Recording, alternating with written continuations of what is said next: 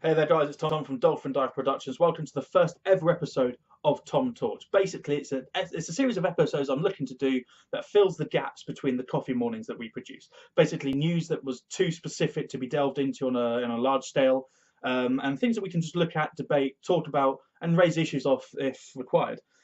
One such issue is, as you can see from the title, is Call of Duty and Activision. Now, for those of you who don't understand why I'm talking about Call of Duty again, I mean, we're only halfway in the year of 2017. There's been no information released about the new Call of Duty. I'm looking back specifically at the turmoil of Infinite Warfare and the Modern Warfare Remastered debacle. Now, for those of you who aren't familiar, Modern Warfare Remastered was released alongside Infinite Warfare as sort of like a pre-order bonus or something to sort of like get the old school players and YouTubers back into playing Call of Duty again, give them a reason to buy the new Call of Duty because, as you've seen from Advanced Warfare, Black Ops 3, and now Infinite Warfare, it's become a lot more mechanized, a lot more boost jump, and a lot more space. It's basically gone away from the Call of Duty that I know and loved. Now, that seemed a good idea on the face of it. Unfortunately, small things started to happen, actually, big things as well. One of the big things was instead of being a free pre order bonus or a free release alongside Infinite Warfare for a certain edition, they came out and said so a lot of people were saying they'd just get Infinite Warfare, Modern Warfare Remastered, and never play Infinite Warfare. So Activision put Modern Warfare Remastered behind a paywall of $79.99 for the Call of Duty Infinite Warfare Legacy Edition. And that started to cause a lot of rift in the community because they said it was going to be free. It's no longer free. Where are we going to go from here? When are we going to see Activision's little spidery tendrils come in and start ruining the game that we loved? We didn't have to wait for long, folks, because alongside their promise of free Modern Warfare Remastered, they also said the DLC drops, the map pack drops for Modern Warfare Remastered, was going to be separate from the Infinite Warfare Season Pass. Now that's a good thing in my mind. It meant I didn't have to buy the season pass, £35, £40, to play the re-release maps in Modern Warfare Remastered. It was a good thing. I just wanted to enjoy my game, move on, play Infinite Warfare every now and then for the really cool zombies mode and really cool story. But apart from that, multiplayer, not interested in. Played the beta, not interested in. Just give me my Modern Warfare Remastered. So the first map pack dropped in December. It was really cool. We got Block, Countdown, along with 4 other maps. Another game mode like Hardpoint, and I think Kill Confirm came in, which are really cool game modes that work really well with the Call of Duty Modern Warfare, Call of Duty 4. Brilliant. Really, really enjoyed it. And I thought, hey, well played, Activision.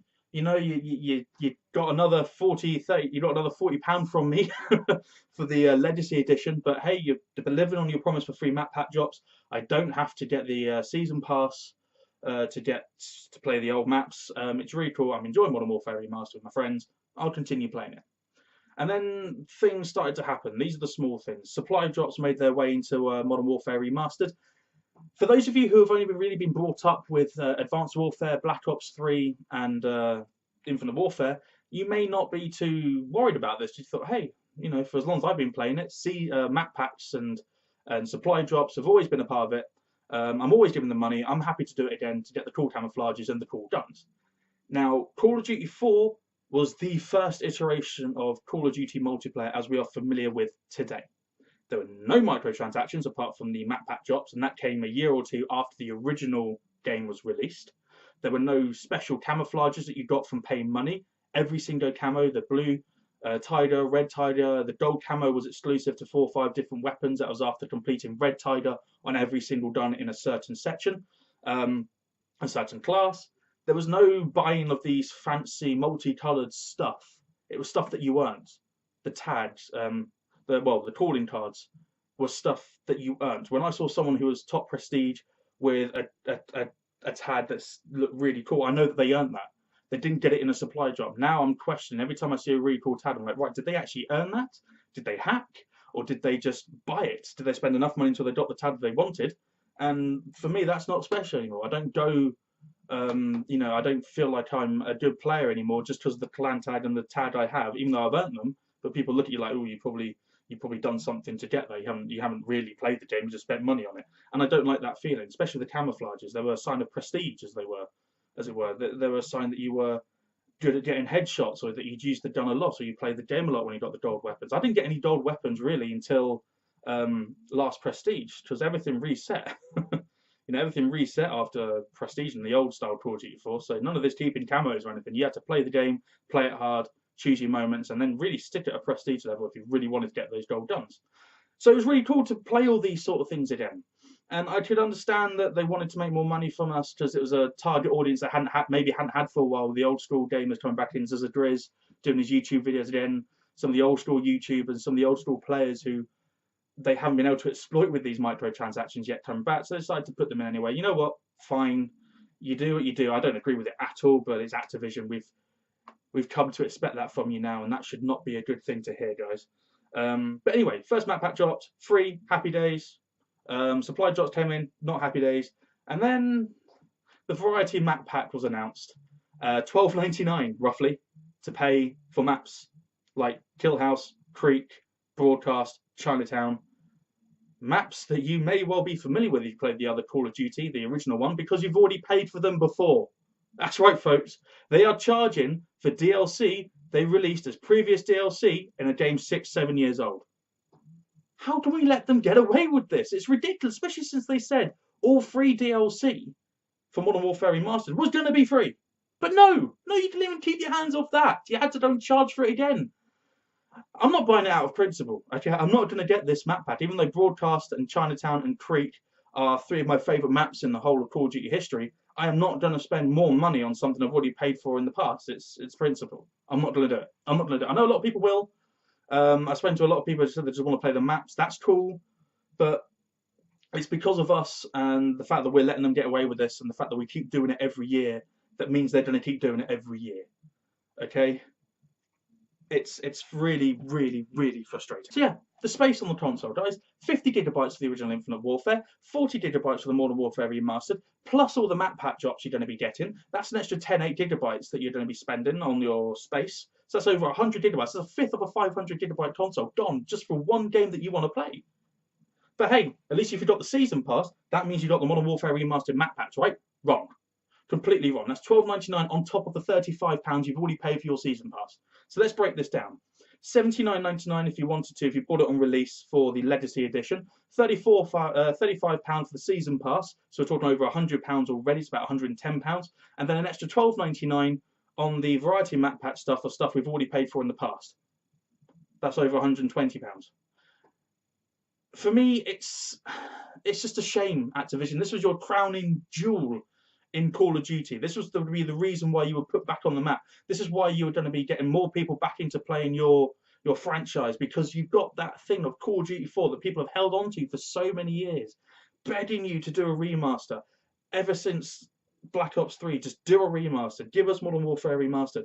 But no, you had to change the fundamental thing that made Call of Duty 4 so good. It was simple. No microtransactions as such.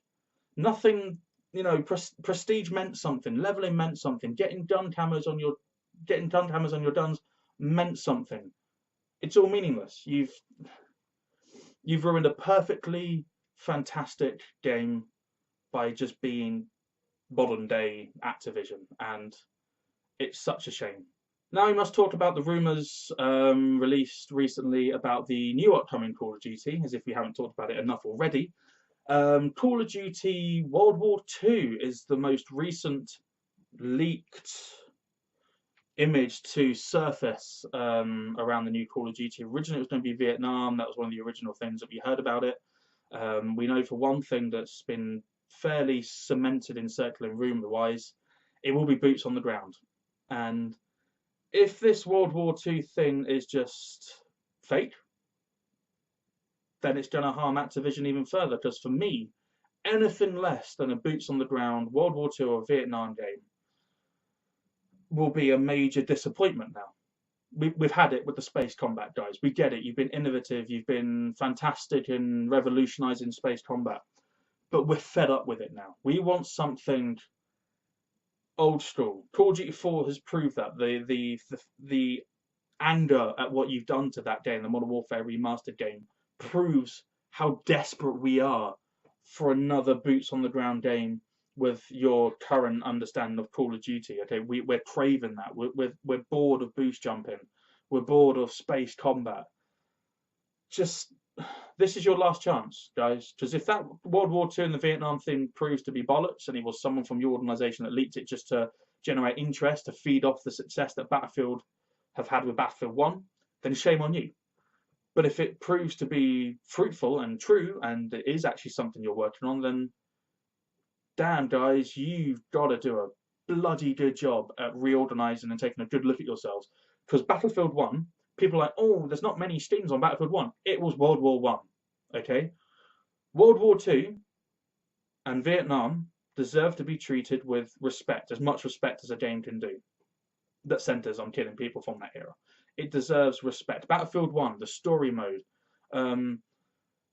where you follow people around the globe and actual based on true stories, respected the people that were there. Whenever I play that game, I may not be the only one that does this, but I think, shit, this is based on reality. You've got to give the same respect. I know Call of Duty and Activision have not been good at respect recently, but the new Call of Duty deserves respect. And fuck me, guys, Crash Bandicoot deserves as much respect as you've got left. Because that game, if you fuck that up in any way, you're going to have a lot more serious problems on your hands than just me, a fat YouTuber, doing a video on Call of Duty. So guys, thank you very much for watching the first ever episode of Tom Talks. If you agree, disagree with anything we've talked about, if you've got your own opinion, please put it down in the comments below. Get in touch. We love hearing from you. Dolphin Dive Pro on Twitter and Dolphin Dive Pro on Facebook. Give us a follow, give us a like, let us know who you are, what games you're playing, what you're enjoying, what you're looking to come out of 2017. And most importantly, click on one of these two videos to watch the most recent Coffee Morning where we discuss the Nintendo Switch and gaming exclusives.